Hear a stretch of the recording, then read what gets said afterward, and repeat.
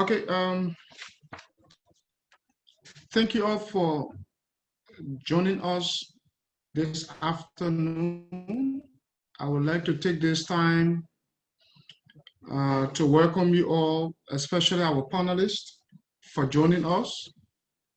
Before we begin our discussion this afternoon, I would like to quickly do a quick disclaimer on our flyer. On our flyer, we have for the position, Madam Deddeh Kwekwe as Deputy Minister. We would just want to make that quick correction. Madam Deddeh Kwekwe is or was the Director at the Division of Gender at the Ministry of Gender and Children Protection. But she's currently the Executive Director of My Voice, My Safety. And because this program is being recorded and we will have a lot of people joining us later on online, we will encourage every one of us to mute our mics while we are not talking. And when we want to put forth our points, we will encourage you to use the icon and you can raise your hand. You will be recognized for your input. So we thought to make this clear at the beginning of our activities so that we all are on path with the entire event. The subject under discussion this afternoon is about violence against women. Leon as an institution, having observed the 2017 elections, and in line with the recommendation made by other international observers, realized that the issue of violence against women was a cardinal issue for us. And they thought that, Leon thought to do a survey around having an evidence-based information on issues that affect women in elections. In Africa, it is known, especially in our country, that activities allowing women to participate in elections are quite more different from those acceptable activities for men. And so women have suffered different forms of violence, and these forms range from social media attacks, traditional issues around women.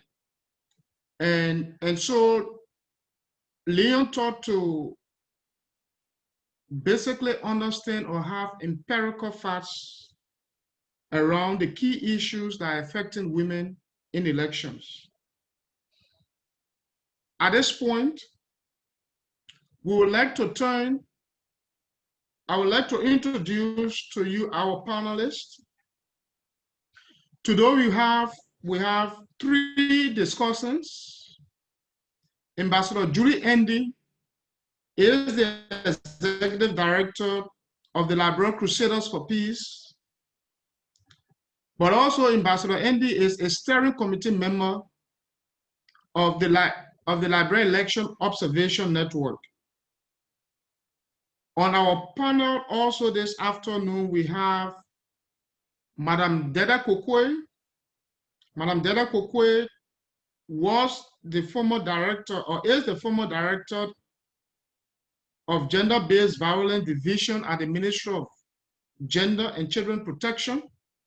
And she's currently the Executive Director of My Voice, My Safety.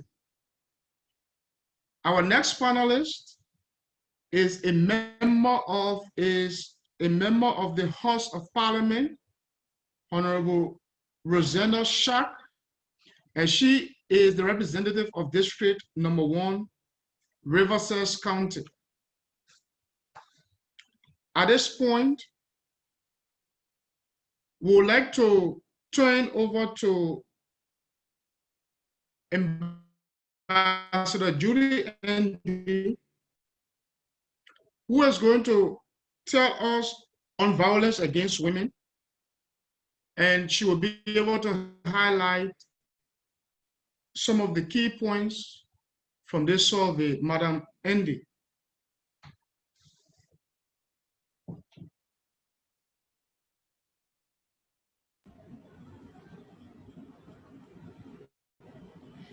Hello, well, thank you. Good morning and good afternoon to all of us, depending on what side of the word you are. Can you hear me? Yes, yes. Yes, Madam Ambassador, we are hearing you. Okay. I said good morning and then of course, good afternoon, depending on what part of the word you are. So let me thank you all for this opportunity to be able to share with all of you the issues on violence against women in electoral processes.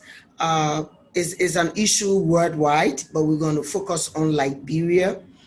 And we're going to look at the various categories and then look at the survey that Leon conducted and some of our findings. So I just would like to just say a big thank you to all of you. Well, I'm sure that if you look at the elections in Liberia and outside of elections in Liberia, the issue of violence against women is a growing concern for our people. It falls back from our cultural, our traditional practices, political arrangements, and all of that, and just domestic violence and physical violence, psychological, where people are marginalized based on their gender. And also it comes to the economic sustainability of women. And so with all of these, Leon decided to conduct a survey where we get findings on the challenges that women are faced with, and that will inform us to make sure that we alert the National Elections Commission on what is the result of the survey. And I just thought to bring that from a general perspective on violence against women. And if you look at maybe through the process, we can continue, you know, from there. But is also a lot of women don't have they even on social media, a lot of women being insulted. Women are always in political parties that been from the women win. And, you know, and then if it is a win without wins, how do you fly? So in every aspect of our lives, and if you can just see presently in our political landscape, you know that we have less women in parliament. And even women are now afraid to participate in political processes because they feel that they will be marginalized, they will be abused, they don't have the financial resources and all of that. So these difficulties and challenges, we wanted to interview about 6,400 persons in the month of March to see and just get a clear picture on what their thinking was at the time, and to be able to get some findings that show us that violence against women is at the rise in Liberia during political processes. And if you look at the key findings and the percentages, you realize that there's something has to be done, and a main focus, you know, and nothing is justifiable once it's against the human rights of someone else. So there is a need to really, really work and network, not only with the Elections Commission, but various political parties and the community on how they perceive women in political processes.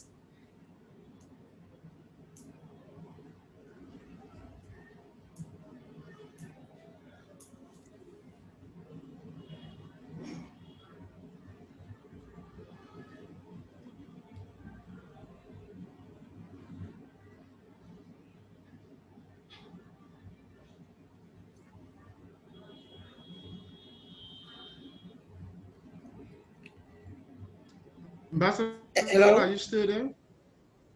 Hello? Yes? I don't know what I'm I'm getting. I'm asking, just talking. Yes. I think I came out with my opening statement, if you are getting me.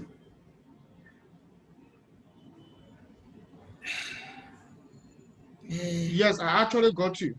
So with those important concerns coming up, Ambassador, can you maybe just tell us a little bit more about some specific obstacles affecting women candidates in electoral processes? Well, I want to look at the result of our survey. Some of the challenges Sure. or obstacles, whatever, that the women are faced with during electoral processes, like I said earlier on, cultural, traditional beliefs, economic sustainability, empowerment of women, women, the possibility of women attending these forums with men, where they organize the forum, the timing of the forum, and also women being marginalized now from a psychological perspective, you know, as women always belong into the kitchen, women belong in the household, women supposed to be babies, mothers, and all of that. And then just bullying them on social media makes some women, you know, kind of like timid and say, no, I will not participate in this. And then in Liberia, in our setting, in our tradition, when you are, they say the woman is quiet, but if you just bring yourself to the limelight, to politics, your whole life, it becomes an open book to everyone. That's when people lied on you. They say all sorts of derogatory things about you, you know. I mean, they just bring you down to nothing. And then the resources, you know, you have to talk. If you are married, you have to talk to your husband, and he has to lead you in the process. So these are some of the challenges our people are faced with. And then just as a physical abuse, you know, abusing a woman that you don't want her to excel, you always want her to be at that level. And it's no longer that beside every man is a good woman, is always behind. And with that kind of notion, and with the percentages that we are getting from our findings on candidates being corrupt, you know, being unmarried, you know, they're taking their nude pictures and putting it on social media. These are some of the challenges that have women now say, oh, you know, I won't try. Even though they can, but they will say, no, I want all this, they're drama. So these are some of the things, just few, I mean, a few that I want to name that have stopped, you know, looking at all these domestic violence and all of that. Very important, Madam Ambassador. Thank you so much for that. Madam Panelist, uh, Deddeh Kwekwe, you being the former director at the Ministry of Gender on gender-based violence. I'm sure that most of what is being flagged might not be as strange to you as possible, but what are you finding much more surprising from the Leon survey conducted on violence against women in elections?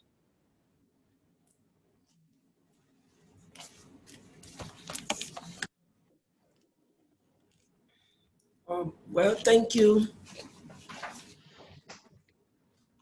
Are you hearing me? Hello, are you getting me? Yes, sure, you can go ahead. Thank you. We are getting you. Okay, thank you. From the survey, I see what is surprising, because almost everything that there is what the women are going through when it comes to election. Just few ones I didn't see that has to do with exploitation, sexual exploitation and abuse, because some of these women actually want to occupy certain positions, but then they find out that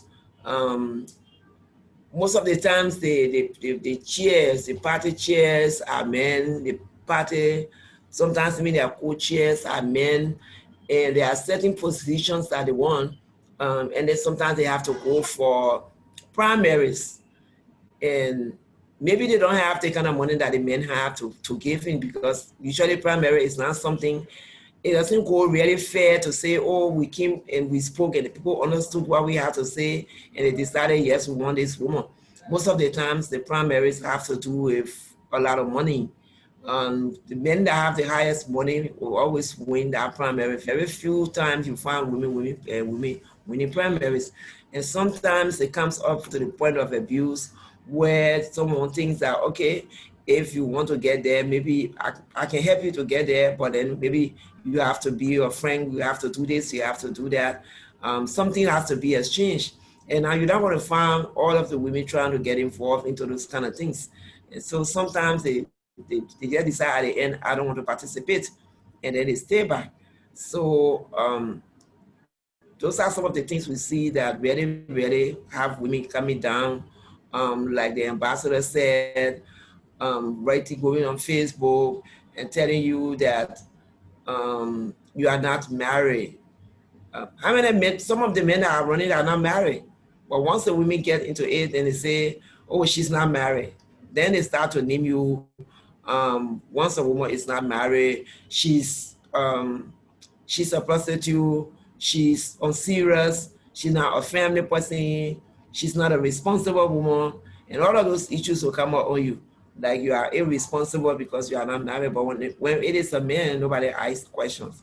So the violence is so much on it, and sometimes all of these things play on it emotionally, and there's so much of emotional violence to make them to just decide to stay away, because it causes a lot of trauma for them. So they just decide, let me stay away. And if they decide to even force to stay in, they are not going to really show so much, putting more time to say, look, I have to fight this. Very few of them will continue, because sometimes they label some of them as people who are corrupt. Someone just come in and say, oh, she worked there before and she did this, she did that. Most of the time you don't find them chasing the men about being corrupt, but it's the women that they will use that, oh, she's corrupt, she was working to this place and she didn't do well. They use a lot of men, they use a lot of young boys to be able to use words that will make these women to actually, think about stepping back. So especially now that we have the social media, it's kind of like worse. Every time you come out, they will put something on you. Every time they come out, they put something on you. And then they go back and start to hold meetings at night. Those are some of the things that is where they hold meetings at night. And these meetings, holding meetings at night was done by traditional people before, and they had a reason for that. Because most of the men at the time, most of the times at that time, there were men who were participating, there were men who were running for these positions. And so when you go to the counties to do this, they say, okay, we'll all meet at the men's house in the night. So if it is a woman, if a woman posts herself in that race and she also goes to the county and they want to have meeting at night, how would she take part in the meeting at night? And some of the, I mean, it's so because of those different cultural things, even at the political party area, they start doing the same thing. They want to start holding meetings at night. You don't expect one woman to leave her family and come and sit in meeting throughout the day and throughout the night. You know? So those are some of the things that they play on the women to discourage them from being from participating in politics. But even with that, there are some women who are very strong, they go into it. If there's a man who is disabled, you know, they have some problem with disability, you don't find them discussing that much about them. But once it's a woman, they try to describe you, see her hands are this way, or eyes, she has something wrong with her eyes, she can't see well, or legs have this and all of that. So those are all abuses. You will play on somebody psychologically or emotionally. Yeah, sure. These are. Yes.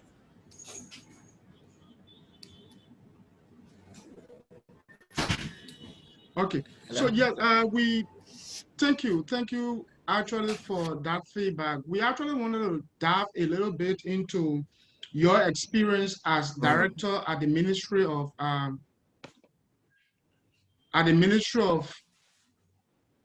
Gender. Was there any point in time during your service at the Ministry of Gender where you were confronted with a case probably where a woman is participating in an elections and probably her husband or her spouse had issues with that? Yes.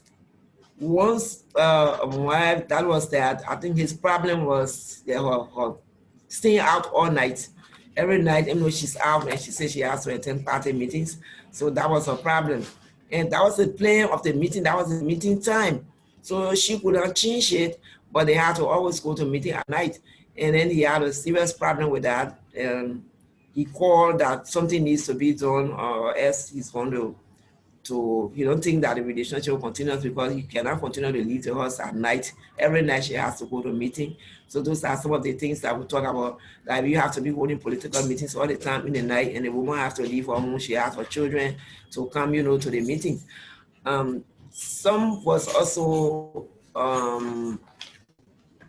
having some photos of something that you did before, and then they put on Facebook, and then the husband had a problem because she did that before she got married, and the husband had a problem with that, you know, that something that they didn't know that was the life before, and that brought serious problem, you know, to her, into her relationship, that somebody had to come out to put something, or because she got into politics and she's a woman, and put something up that she did way back when she was, you know, a young girl or something, and then put it back on Facebook. And then where the husband also had to see what happened way back there. And then he was taking, you know, he was taking her back. He took it very serious that that was not something that he knew about his wife. And then now that he has found out that means that that's the kind of life she was living before they met, even though he didn't know about it, but he just getting to know.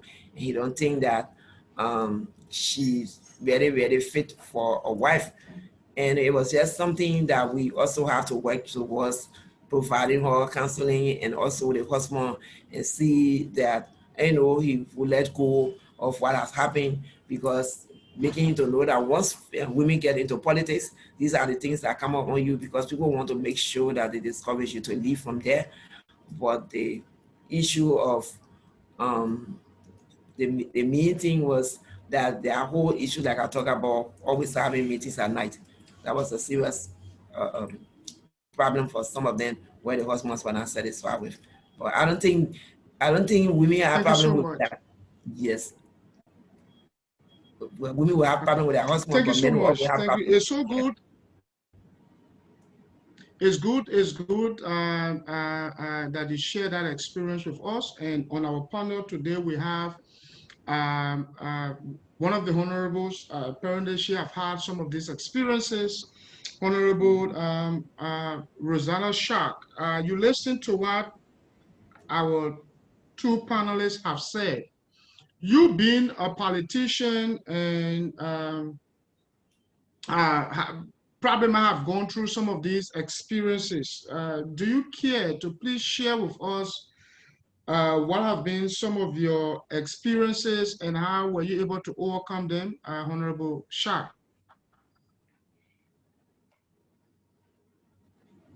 Okay, thank you. Thank you,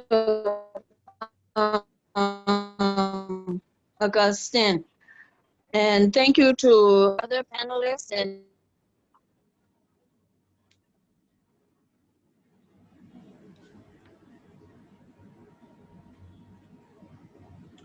Honorable Schack, we are actually not getting you.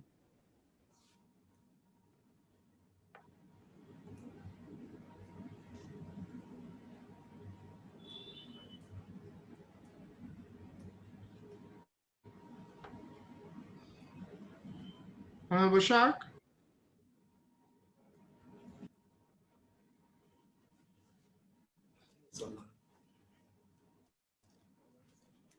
Hello? are you hearing me? You actually coming in broken? Hello? Yes, Okay, okay. okay, Yes. is it better?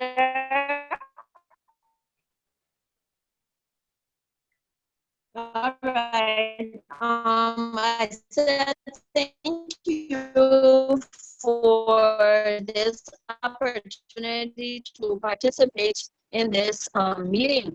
And the issue of violence against women, especially, is of serious concern. Being a member of the 54th legislature is something that we really want to bring to the attention of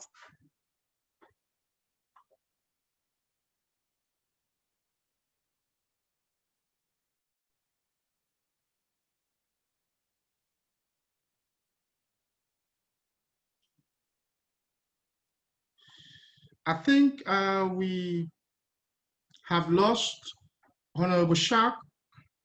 We will actually bring her back in when she comes online.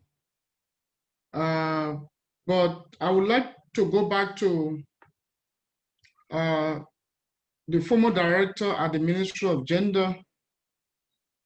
You spoke about sexual expectation that is a little bit surprising to you that did not come up from our fundings. Sexual harassment in public places remains a very serious challenge to our females, and I think you were trying to lay some or make some references in that regard. I would like you to please probably share your experience in line with the outcome of our survey to try to link some of we know these that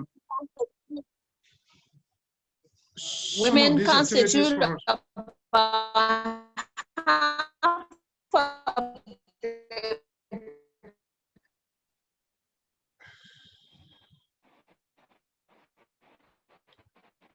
Honorable Schack, if you are hello? hearing me, yes, you're actually coming in broken. Hello, are you hearing me? Yes.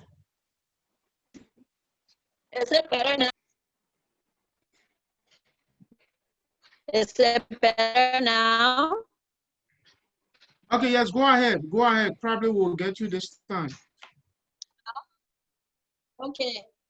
Okay. I was saying that being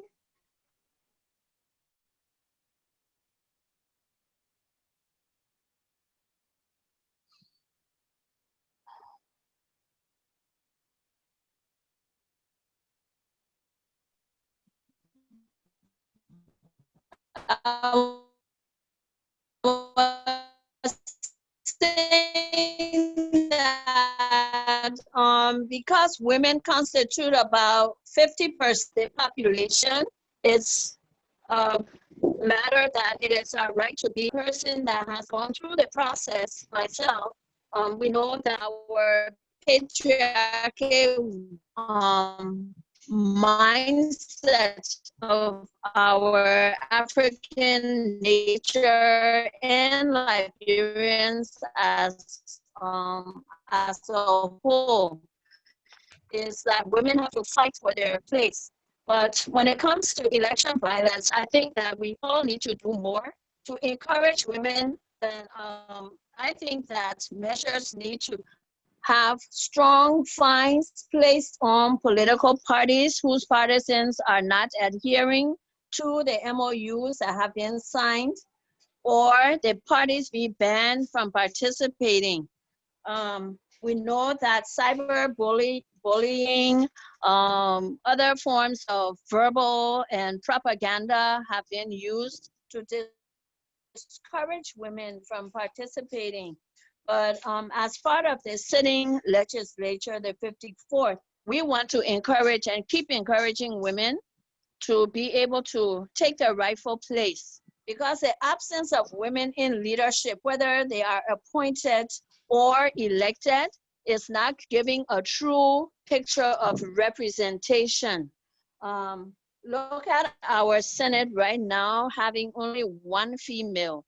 We're doing all we can, working with civil society, working with the Ministry of Gender, working with our traditional mothers and sisters to make sure that women still, despite all of these negative things that are there for us, we should rise above it and participate in full.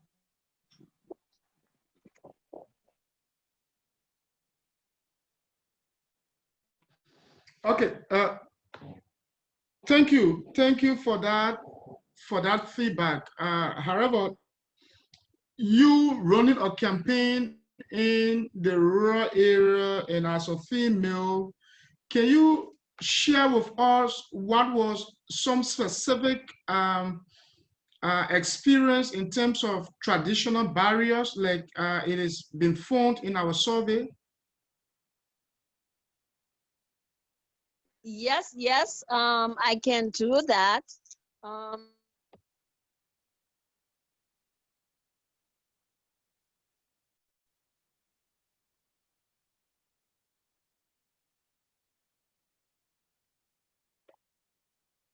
Hello, are you getting me?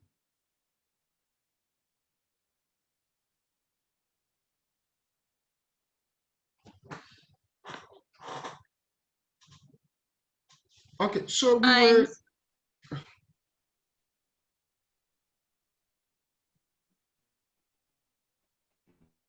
A lot of times I had to introduce myself, let my constituents know that being a woman and wanting to contest, I was not being forced the mindset that only men should lead.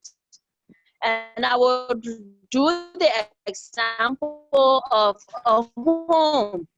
The home is the smallest unit of society. But where you have a home and a woman is not there, that home is imbalanced. And I will have to understand that just as it was right for a man to have a woman at his house to make sure that things went straight, the country needed women because we bring minute details to the picture.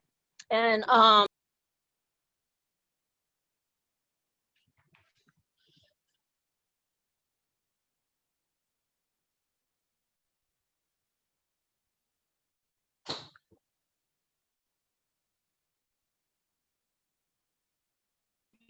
okay,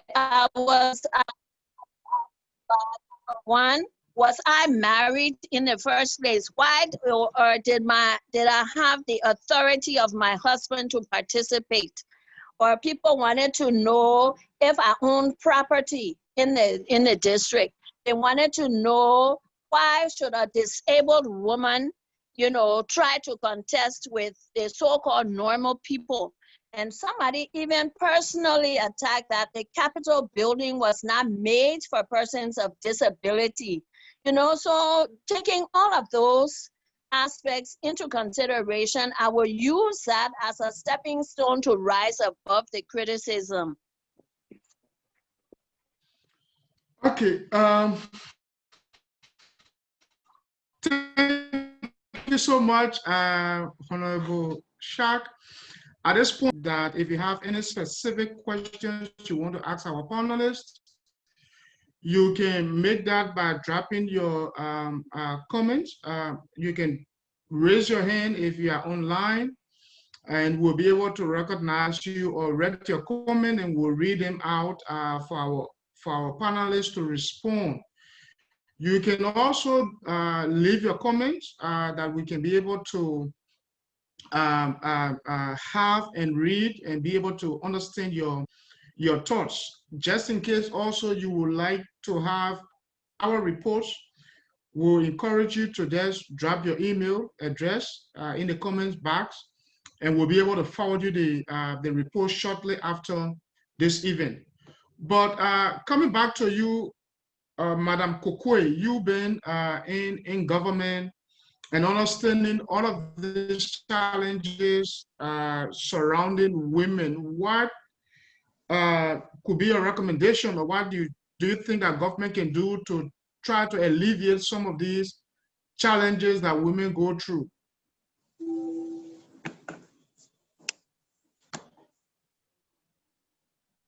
The question is to Madam Deddeh Kwekwe.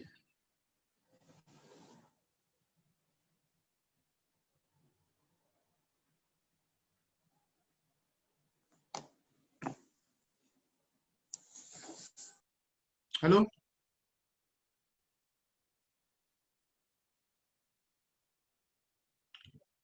Madam Kwekwe, are you hearing me? Yes. Can you repeat? Talk, man. What was the Okay, question? so I was asking, you being in government as director at the Ministry of Gender, having listened to what our outcomes are, what could be your recommendation, or what do you think government can do to alleviate some of these challenges women face in election? I think Madam Honorable Schack just said that they as a 54th legislature was working on that. But we also would like to, for me, yes, I'm not in government, but I would like to recommend that all of the different election laws that they have, they should look specifically at the issue of violence against women and pick up all of those challenges that they have, especially from this survey, and look at all of the different challenges that that is there, to be able to highlight them into those different into the election laws, to be able to make sure that there are set actions taken on people, that will be fun in doing all of this. Because if you just let it open like that, if you just let it be open like that, it's going to continue. You're going to have people continuously doing that, and it's going to reduce our numbers so much as women. Some of the things that they request for are very high. Looking at the issue of making sure that so many they have a lot of other house of property and all of those issues. They might not have that much like the men. So those are things that are supposed to also look at, to be able to come down to a certain level where you think that everybody can be able to fit into that box, because everyone don't have the money like the men do. To be able to fit into that box, to say you need to have this amount, you need to have this amount to be able to stand as to take part in politics.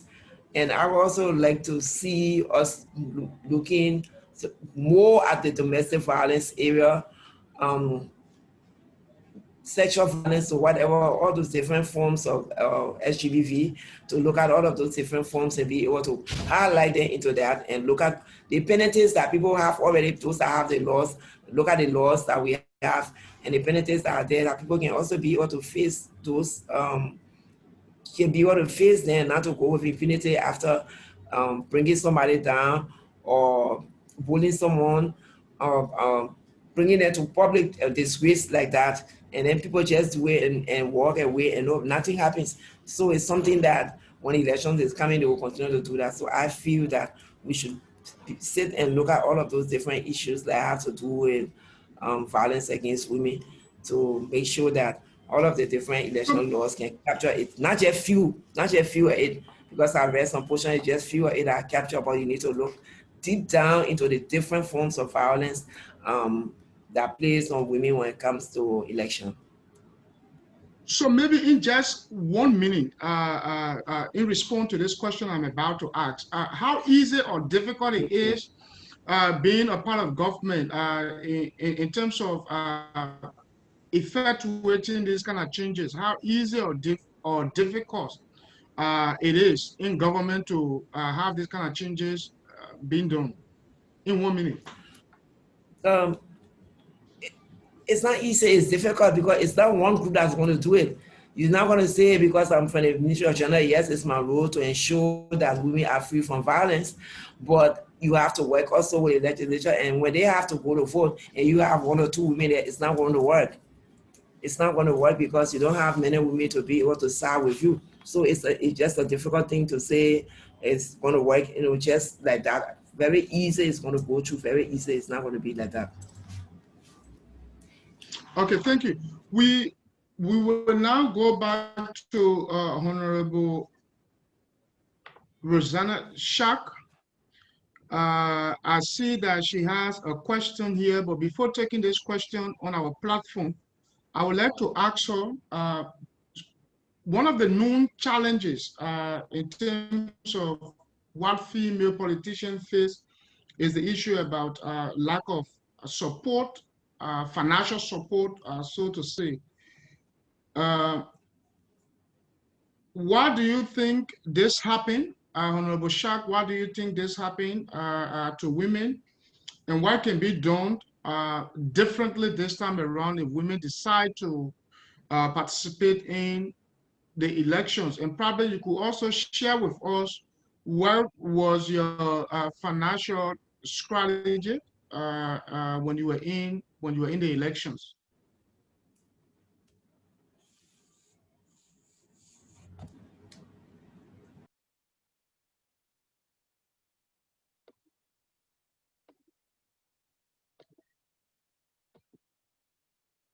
Honorable Schack?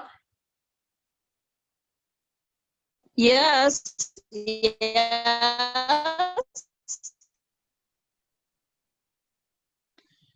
Did you get the question?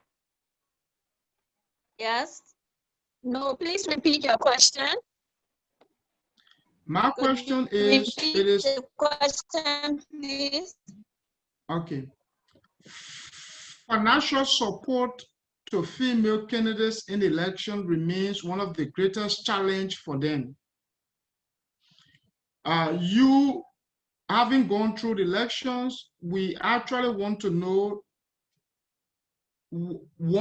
why this happens to women. 2, what can be done differently, and probably you could share with us your own experience in terms of how you were able to galvanize financial support for the support of your campaign.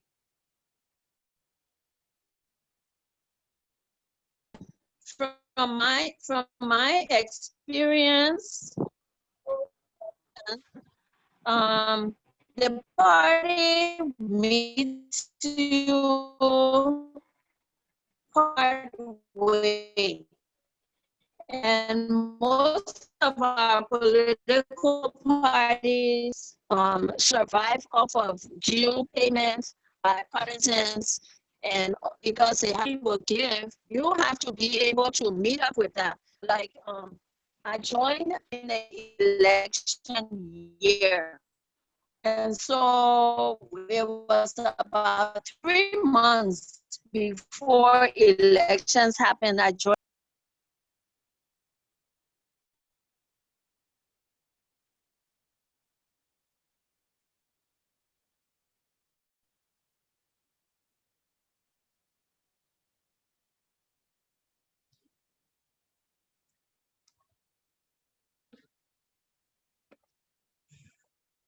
Hello?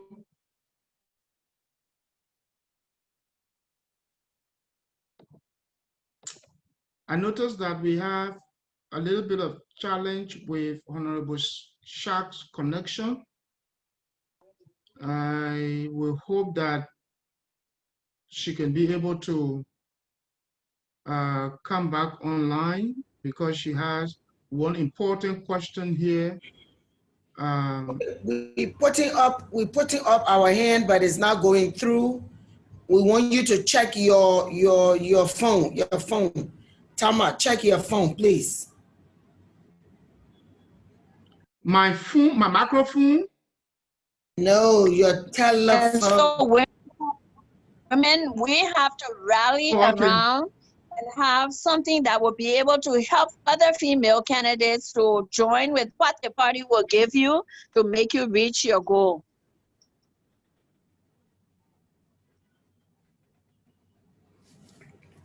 Okay.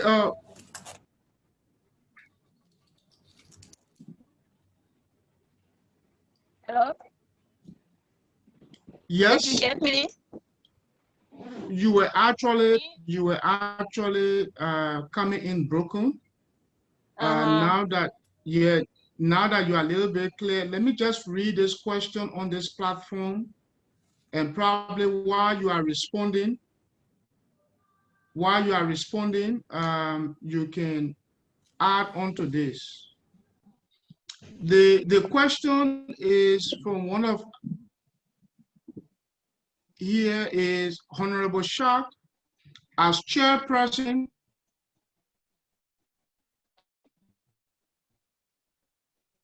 Okay, there's the first question, Honorable Schack. During the challenges you face during your campaign, were you able to file any formal complaint? Hello? Yeah, I did. During the 2014, I did file a complaint, but you know,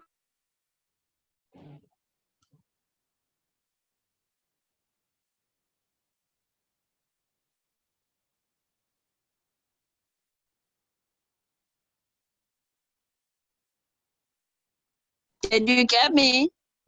2017, Yeah. filed any complaint, but I did in 2014.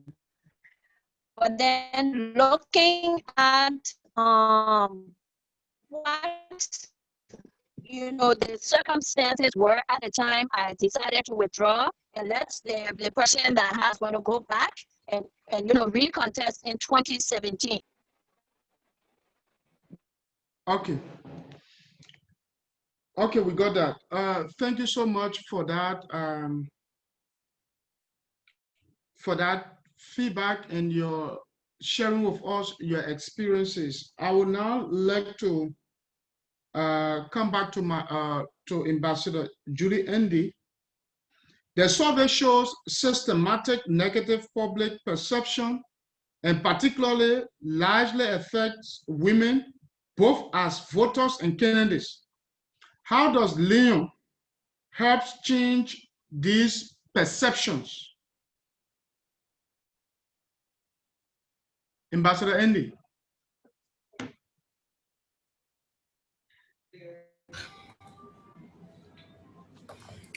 Can you hear me?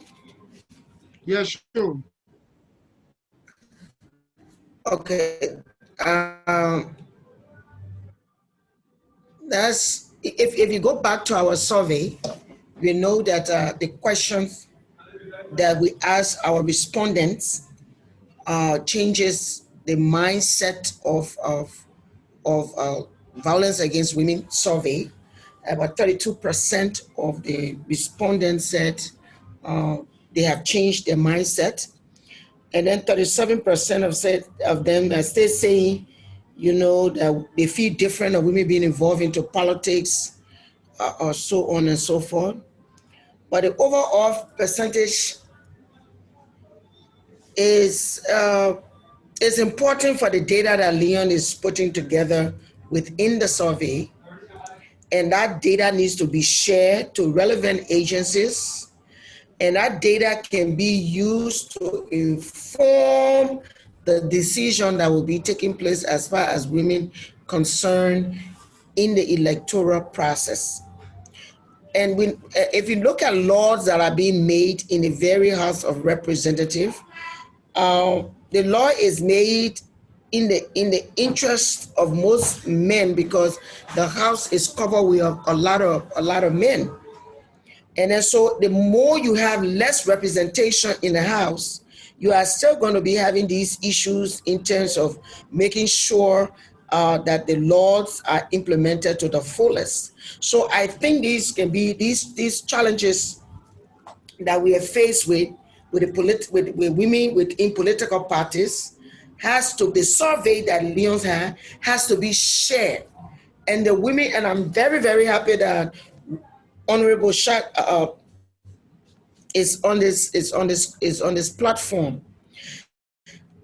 And it's just I'm not from a political process, but from my own experience as cultural ambassador, being a female within the sectorial concept of culture, I've had my own challenges.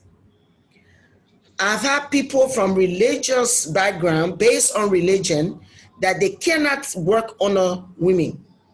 So for a woman to be the cultural ambassador, they can't see themselves supporting that. I've had those challenges for over 15, 20 years where they just don't, even if I do something right, they will always find opportunity, and it's glaring. It's not something hidden. The whole country knows about it. There is something that is in the open. So I'm just saying that these findings can be used to inform us for the next elections, especially gearing towards political parties. Sometimes it's act of ignorance, but sometimes it brings to bear the reality in the community, in the homes, in governance, in their own political parties, where you will not find maybe one or two, but to find a political leader that is a female, or a political leader that holds one of the highest position within a political party. So I think the survey for Leon is only informing civil society organizations and government public perception about violence against women in electoral processes. So it is now incumbent upon the civil society, government, this survey forward and be able to change the behavior pattern of our people as far as violence against women concerned in the electoral processes. Thank you, Madam Ambassador. Thank you for that response. I would just like to inform our audience that we are 7 minutes away to hitting an hour in this discussion. We are hoping that we'll be here for an hour, 25 minutes. So we have roughly around 28, 29 minutes to go. We will read some of your comments, and we'll have some of our panelists to respond to them. But before going further, Madam Ambassador, social media can play a negative or positive role in violence against women. Some of the respondents in this discussion discuss online harassment. What are the types of online violence against women, and what is Leon doing to mitigate these online threats? Well, I think in the social media, like I said earlier in my opening statement, we have women want to be vying for a position in the political stage. They are threatened, they are intimidated. People will take their nude picture, for example, maybe in high school. You did something in high school. When we were all coming up in high school, we have our own issues and times, and because when I was in high school, I was an athlete. So people take those pictures, those nude pictures, and they put it on social media and say you're not fit, you unmarried, you unserious, you irresponsible, you corrupt, they say all sorts of things about you. Now, then Leon now is now doing social media monitoring. And the social media monitoring is towards this this coming elections. The coming elections with candidates, with female candidates. We are monitoring the hate speeches. We are monitoring threats, bullying people on social media for just their right, their constitutional right to participate in the political process. The Leon is monitoring that very, very, very, very keenly. And once we get the report, we will make sure we make it public of the findings. So we are encouraging other female candidates and to support, because sometimes too, some of the bullet too is not only from men. Other females bullet other females too, but they use the divide and rule syndrome through other women to be able to bullet people on social media. If you just go on social media, you see, it's also mostly women are the ones that are bringing down other women. We have to, that's why I say in advocacy, you have to say nothing but the truth. You have to be factual. You can't just make up things. So sometimes if you look at from August, study shows from August till now, women are bullying each other on social media because they disagree with your position statement. Everyone has a right to take whatever position he wants to take. Because I disagree with you does not give you the right to insult me and abuse me on social media. So we just have to make sure that Leon will concentrate on social media monitoring, because the social media has this give and take in terms of bullying people, putting people nude pictures, threatening people, intimidating people, where the males are using women against women. It is happening. That's the reality. So we need to encourage all women to support their counterparts only when it's right. You're not supporting blindly when a woman is wrong and you want to support the woman because she's a woman. That's not what I'm saying. You should support it when it is the truth, because truth can never cover, darkness can never cover light, and the truth is the truth.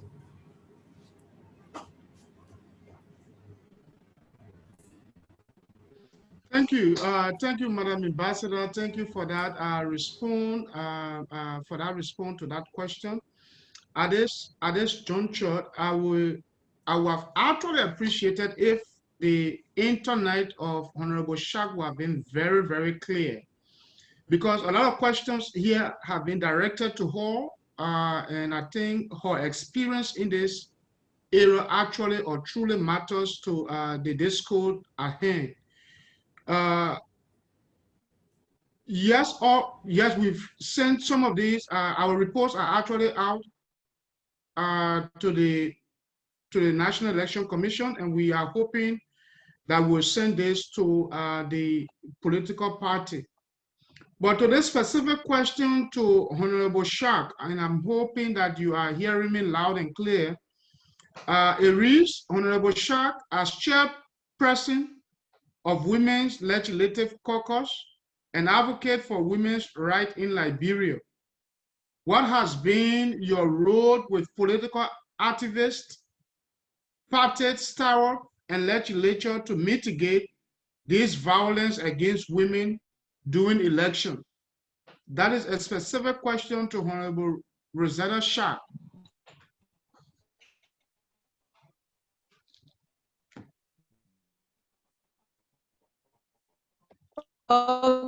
Okay. All right. Thank you. Thank you, Augustine. As the chair of the Women's Legislative Caucus, our role has been really to our oversight responsibility when it comes to the issues of women's participation. We have been working in line with the Women's Political Forum, which now has organized a group called Liberian Women Can Lead. And we've worked with the Ministry of Gender, with the Traditional Council, with the Governor's Council of Liberia, and with the National Civil Society Organization and the Coalition of Political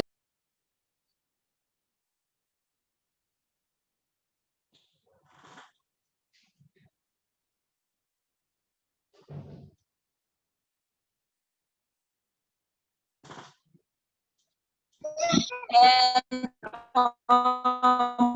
with our work with the different women groups, it's really been see how we can encourage our women not to just serve as women wing chair lady, because we know we have a lot of women at different levels that have not only for being elected, but for women to be appointed into leadership roles. And so that has been sort of what we have been doing, working with our various women groups and women organizations in our various parties, to women from other political parties. We have this coalition to see how we can join efforts to speak with one voice and not in splinter organizations, because we know there is strength in unity. And until we as Liberian women come together and do what we did in 2003, we are going to just be, circulating around and around. But if we come together and speak with our voice and use our agency as women, we have the power to be able to make our voices heard. Thank you. And this is probably coming from me. What I would like to know, even with all of the challenges you've had in time past and extending to the level of the legislature, are there other challenges that you face even with your colleagues as lawmakers, as a female, especially a disabled person also in this instance? What I would say here is, though we are very few, but we try to make it a priority point that we are few, but we can be mighty in our limited number. And how we can be mighty is to encourage women from our constituencies to come on board. There's a law that was a bill that was proffered before that did not really make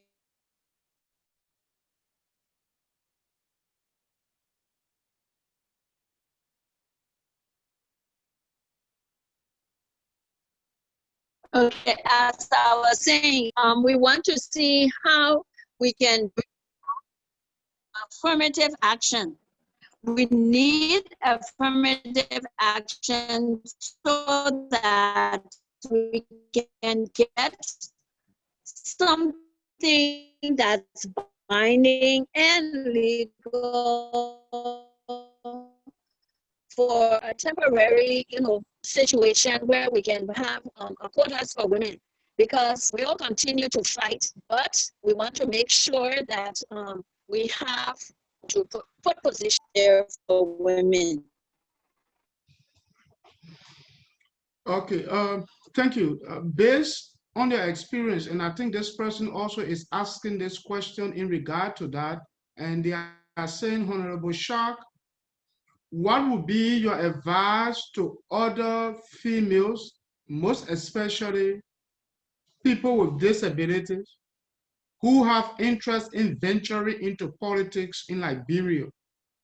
They are asking what could be maybe some specific advice that you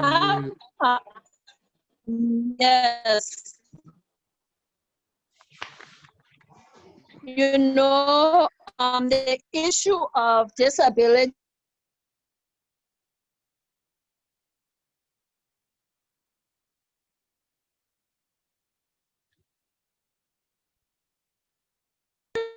the issue of persons with disability is something that I really have found as a passion.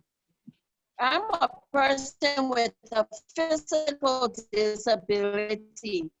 We have people who are visually impaired. We have people who are hearing impaired. But I think that if we can push aside temporarily until we get to the place where we'll be respected enough to be having the confidence of being voted into office, The affirmative action will have special seats for persons of disability and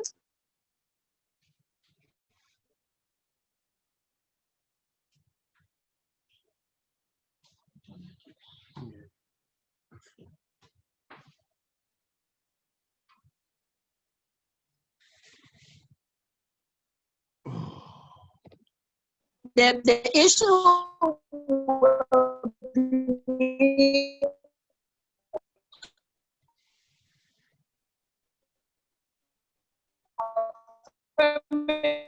action can really take place. These seats are set aside because of my personal upbringing. That I was taught in that I could not change, but I could rise above that. And so I always encourage myself, push yourself. The sky is your limit. Whatever dream you have, you can do it. And not only for you, but think of those thousands of other women and girls out there that need an opportunity to be able to serve. And so that is people with disabilities.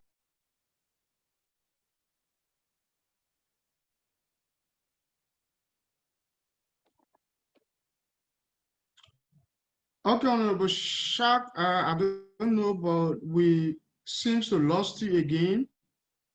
I would like to probably read this last question So that is directed to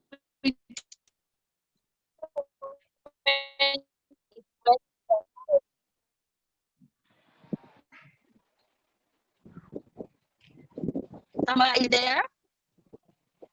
Yes, I'm here, Honorable Schack, except that we keep losing you back and forth. So most of what you are saying is not really filtering Yeah, through the for the connection is audience to going. get it clear. Yeah, the connection is going off and on. Okay.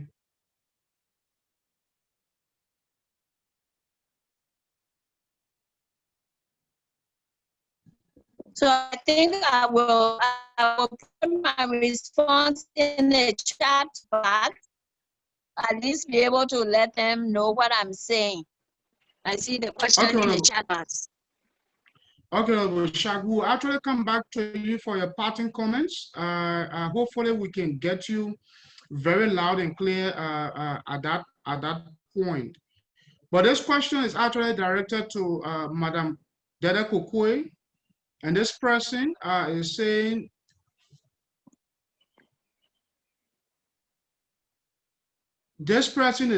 that, Madam, say you've been involved with women for a period of time. How does domestic violence influence women participation in election? Have you encountered violence vying for public office, either from men or women? If yes, how did you mitigate this violence? And this is directed to Madam Deddeh Kwekwe.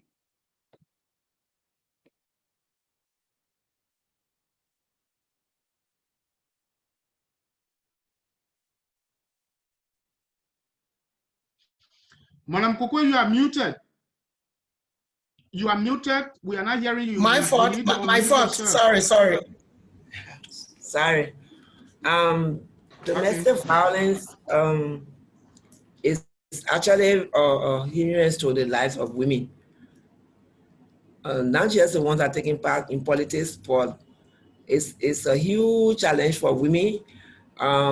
It reaches a point where it breaks down their entire family when it comes to domestic violence.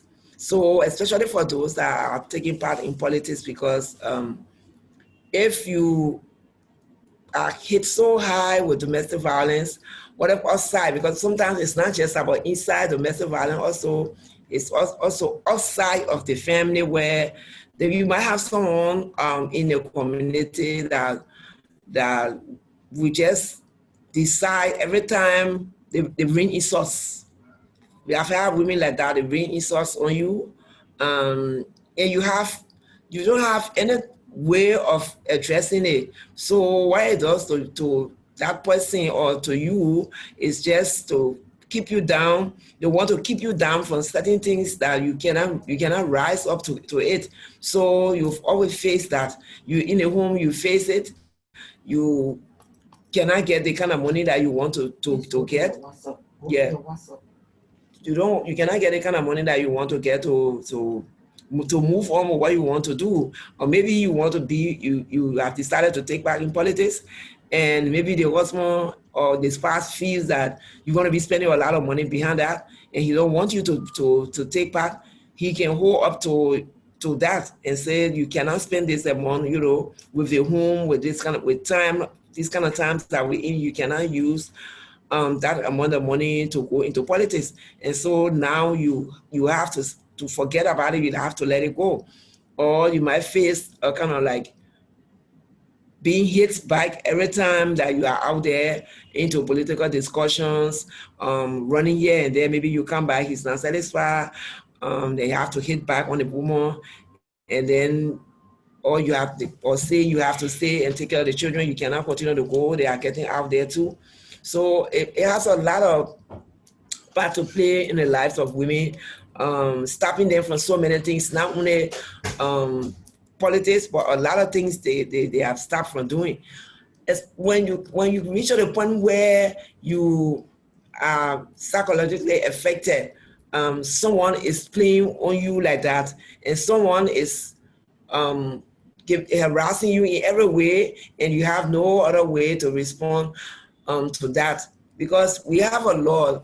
Let's go back to, we have a law of domestic violence, but it's not being implemented yet. And besides that, there are a lot of things on domestic violence that when you try to go after the case, you don't get where you want to get. And sometimes they get discouraged and decide to leave it, especially when it has to do with spouse. You might want to take it out, but sometimes you are also discouraged from it. So it has a lot of weight. It has a lot of um, things that happen to the lives of women where they are discouraged from doing anything. Sometimes it reaches a point where you don't want to take part in even community activities before you can even think about running for positions at the level.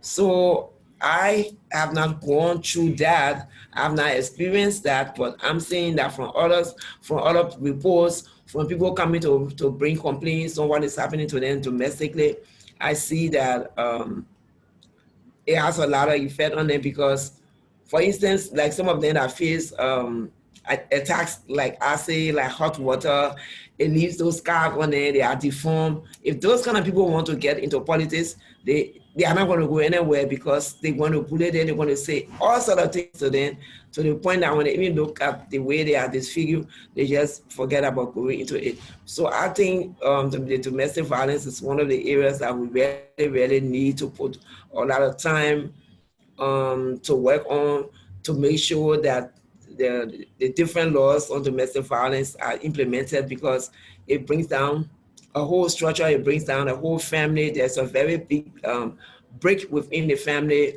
when it comes to domestic violence. In your own life, there's something that have discouraged your life from moving forward because of so much domestic violence.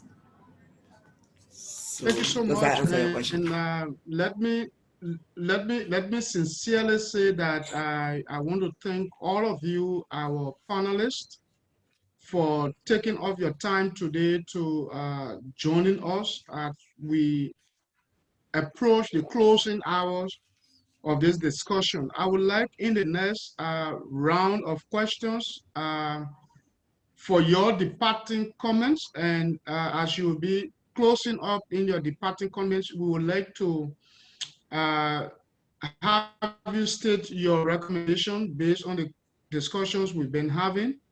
What could be some of the recommendations in mitigating some of these things that affect women in elections?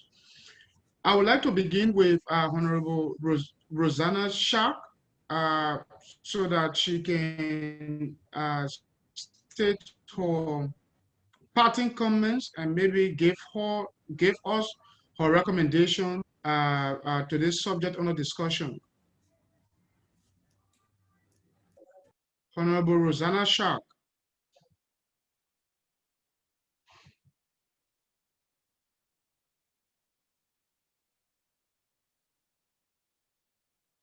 Honorable Schack, are you hearing me? Please repeat the question.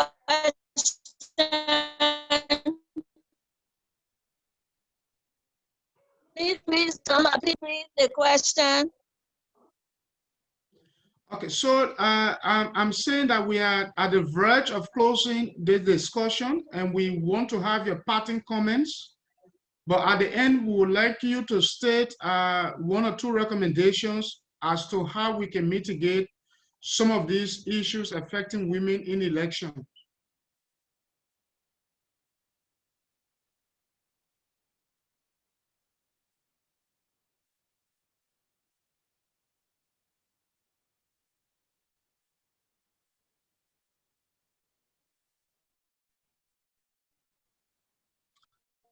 Hello?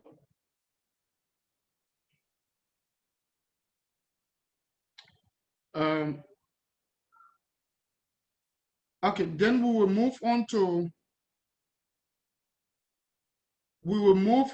Madam Deddeh Kwekwe to give us her parting comments and her recommendations.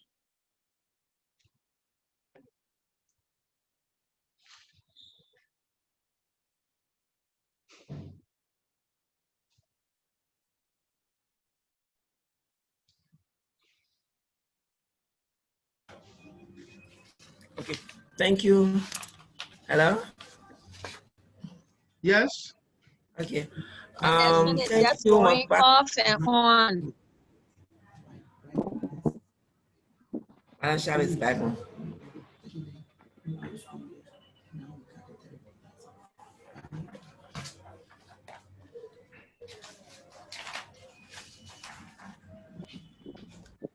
Madam Schack is back on. I'm back Yes, but on. Did you want my parting statement or?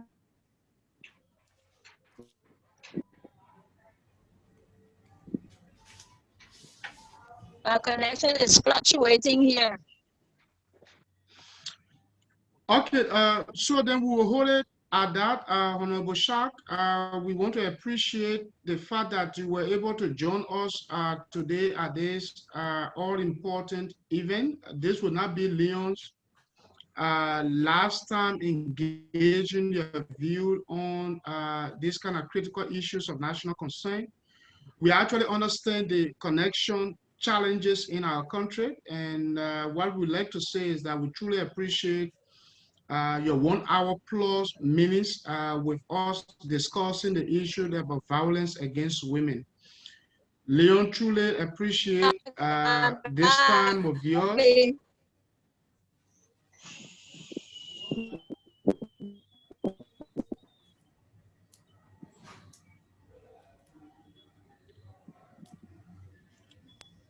Honorable Schack?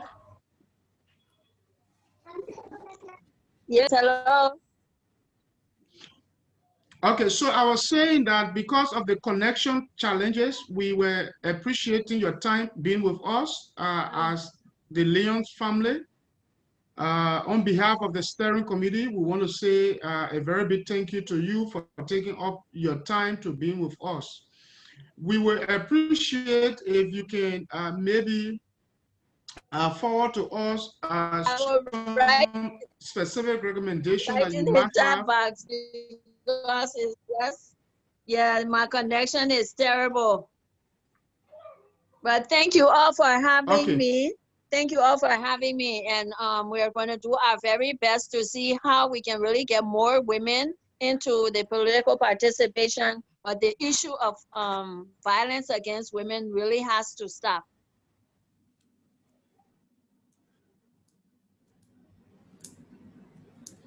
Okay, thank you, Honorable Schack. It was a pleasure being with us. We will now turn to Madam Kwekwe for her parting comments and recommendation. Thank you so much, Tama. Thank you. First of all, I would like to extend a very big thank you to Liam for this study. At least it was able to highlight those issues that we have always been talking about. We also appreciate that, you know, if we can have it out there for people to read through, send it out to the different areas like the ambassador said, so that actions can be taken. But I would also like to say that I know they have the new elections law. I know there are a couple of women groups that have been working on it, like this Women Can Lead, that they're encouraging women to take part into electoral processes.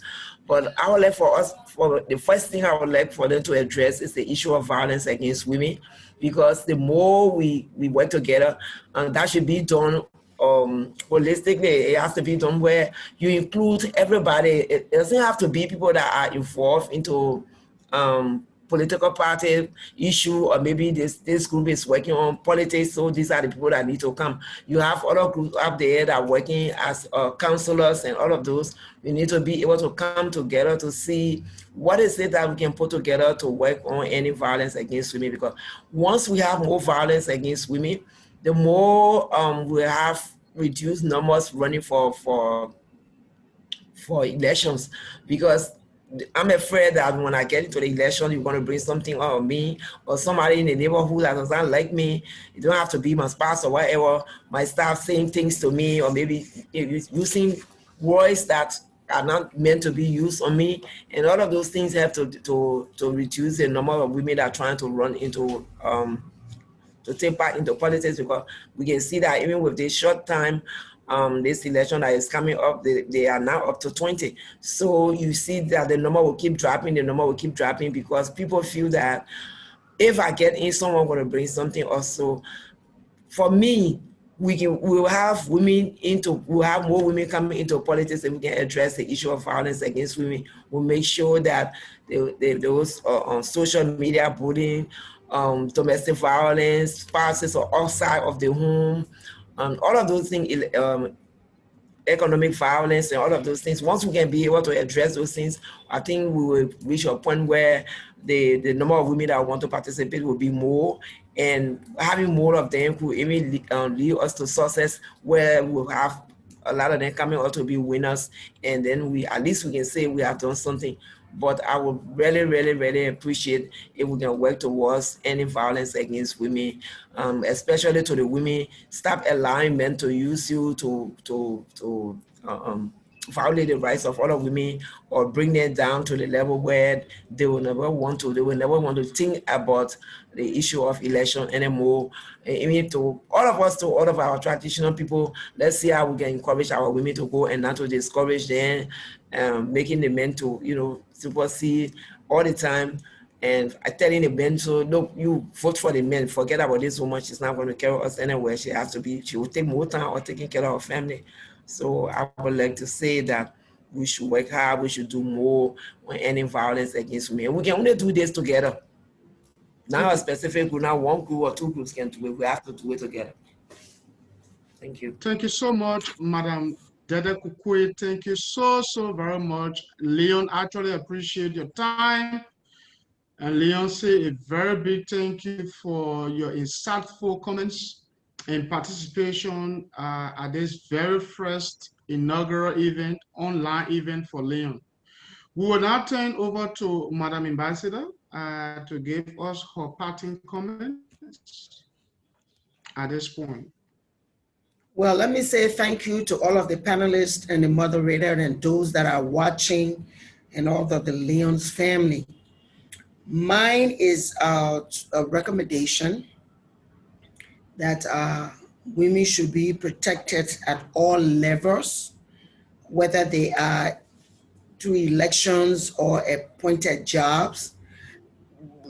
Women should be given a level playing field so that they can be able to participate in the governance of their country. And then they should be protected by the Liberian National, the police and the government, to give them that space during electoral campaigns. We should look at a 30% quota, a minimum 30% quota for women, and I think it should be implemented. We should start the bullying of people on social media for those that are vouching for electoral processes, or even just violence against women on what they want to do. We should also encourage political parties to put women in their leadership. It is very, very important. And we should create awareness on violence against women in the community to give the community that confidence to become constituents of the political women in politics.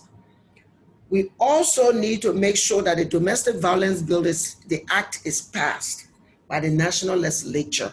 I think that is very, very important.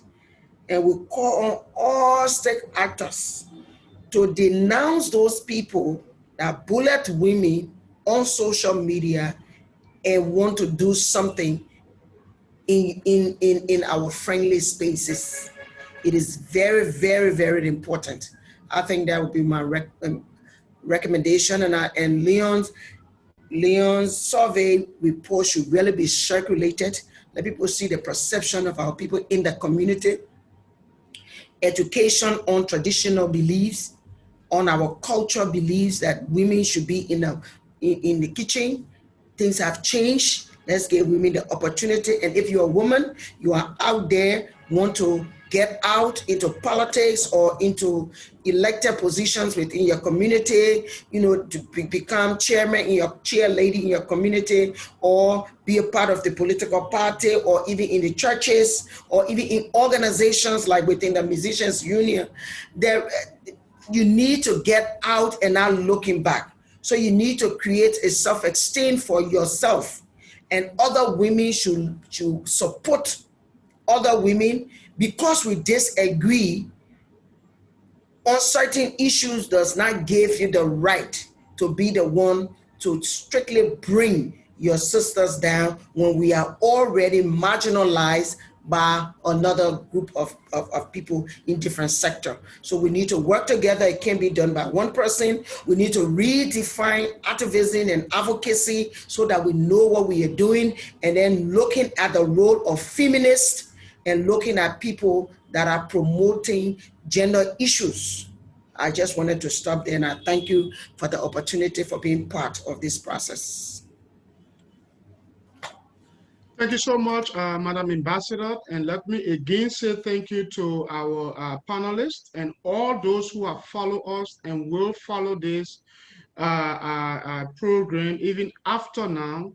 That we are much more grateful to you, our panelists, for accepting Leon's invitation to discuss this issue around violence against women. Today, we actually discussed this topic on violence against women from the survey conducted by the Liberian Election Observation Network. That survey report will be on our website. You can follow us on our website to be able to get that survey report. And I'm just reading a recommendation here from Honorable Schack. She said, I recommend that political parties that have partisans that engage in violence against women during elections should be fined heavily, and if they persist, be banned from participating in electoral processes. So this is her recommendation as to what needs to be done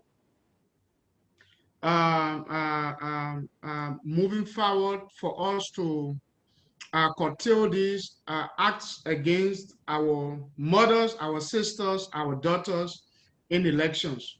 We would like you to be reminded that this video is going to be shared on the Leon's website, and we actually going to have it on the Leon Facebook page. At this juncture, we want to say a very big thank you to all of you. Let us stay out of violence, and let us all protect our mothers, and let us all protect our sisters in elections. Thank you so much for being here with us. We truly appreciate your time here with us. Thank you. Bye for now.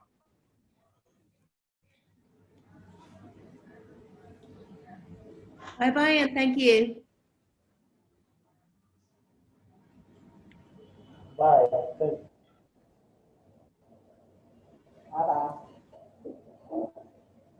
Thank you, Augustine.